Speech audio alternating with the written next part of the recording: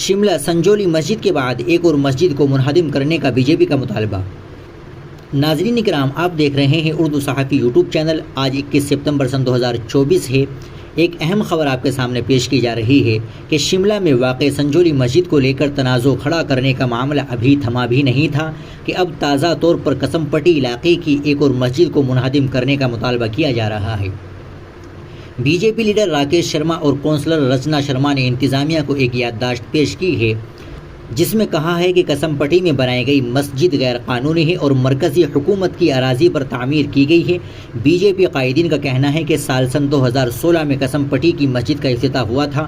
انہوں نے الزام عائد کیا ہے کہ وقف بورڈ ایکٹ کے مطابق جامع مسجد تعمیر کرنے کے لیے علاقے میں 40 مسلم خاندانوں کا ہونا ضروری ہے، لیکن قسم پٹی میں اتنے مسلم خاندان موجود نہیں۔ ان کا کہنا ہے کہ قسم پٹی کے آس پاس کے علاقوں میں نیو شملہ، بیلیا وغیرہ میں مسلم خاندانوں کی تعداد کم ہے۔